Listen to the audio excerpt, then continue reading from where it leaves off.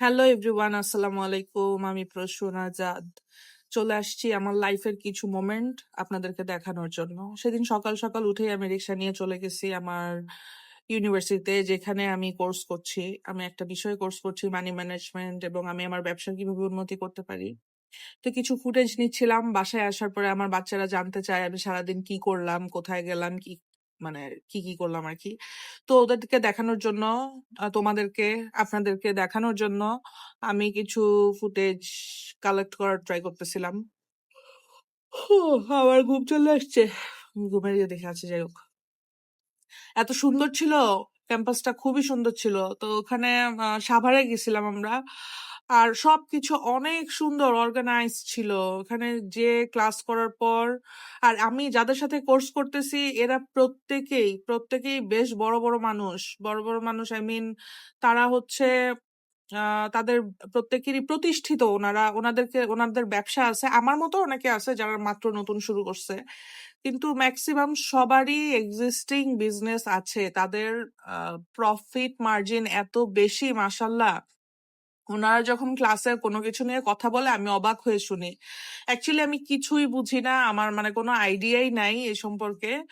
সেটার জন্যই যাওয়া, যে মানে লাইফ দেখে, মানুষকে দেখে যদি কিছু শেখা যায়, কিছু একটা যদি জীবনে যোগ হয় যেটা আমার আমার জার্নিটাকে সহজ করবে, আমার মতো আরো 10 জন অথবা 5 জন কারোর সাথে যদি যখন আমি কথা বলবো তাদের জার্নিটা যদি একটু সহজ করা যায়, অথবা কোনো একটা প্রবলেমস, মানে কোনো একটা সিচুয়েশন সামনে চলে আসলে সেটা কিভাবে হ্যান্ডেল করতে হবে সেগুলা নিয়ে যেন আমি কনফিডেন্ট থাকি। তো আমার এখানে যাদের সাথে কোর্স করতেছি এনারা প্রত্যেকে আমার সিনিয়র জুনিয়র অনেকেই আছে। প্রত্যেকেই চমৎকার। এত সুন্দর এনার্জি। সবার সবার সাথে কথা বলতে খুব ভাল লাগে। তো খাওয়া দাওয়ার মধ্যেই আমরা ক্লাস করতেছিলাম, ঘুরতেছি ফিরতেছি। আর এই জায়গাটা এত সুন্দর ছিল, খোলা মাঠ। যে কোনো সুন্দর জায়গায় গেলে আগে বাবা মার কথা মনে পড়তো। সুন্দর গাছপালা কিছু দেখলেই বাবা মার, ভাইয়ের কথা মনে পড়তো। এখন মনে হয় বাচ্চাদেরকে নিয়ে যদি আসতে পারতাম। ইস, এত সুন্দর জায়গা, এত, এই যে ট্রফিগুলো দেখে আমি ফুটেজ নিচ্ছিলাম।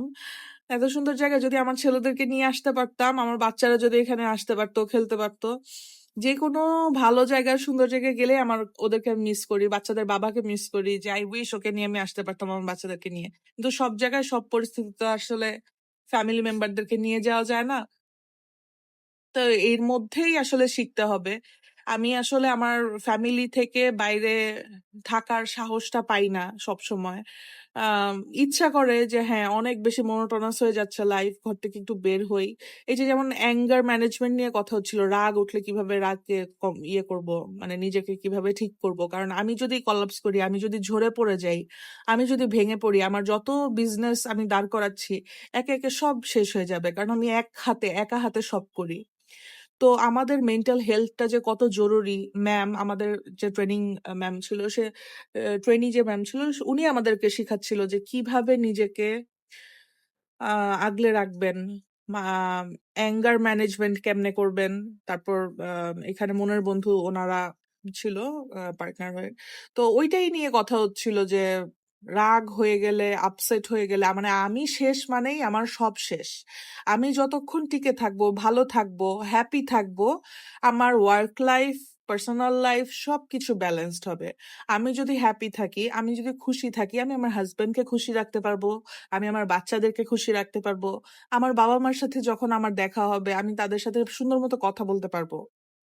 কিন্তু আমি যদি আপসেট থাকি, যেমন আমি যেটা করি, সারাক্ষণ ঘরের মধ্যে বসে থাকি, ঘর থেকে বের হই না, কোথাও যাই না, নতুন কিছু, এই কারণে আমার শিখাও হচ্ছে না। ঘরে থেকে মানে আর কত শিখবো, আর কত কি করব।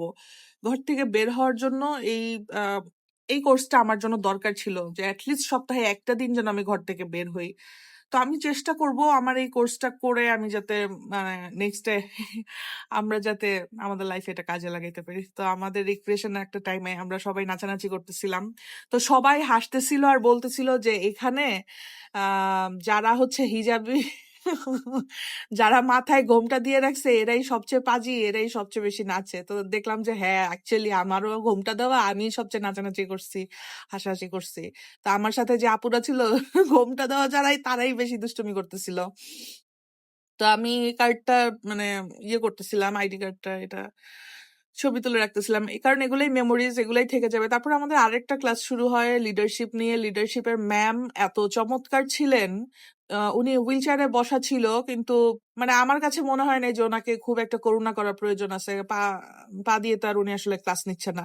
উনি মাথা দিয়ে কাজ করে। সো আমার কাছে মনে হয়েছে যে উনি একজন চমৎকার মানুষ। লিডারশিপ নিয়ে আমার যে ধারণা ছিল পুরোটাই আসলে আল্লাহ তাআলা, আলহামদুলিল্লাহ, আল্লাহর কাছে হাজার শুকরিয়া যে আমি আসলে এই ক্লাসটা করার সুযোগ পাইছি। আর আমার ফোনটা এই ফুটেজটা নেওয়ার সময় ভেঙে গেছে।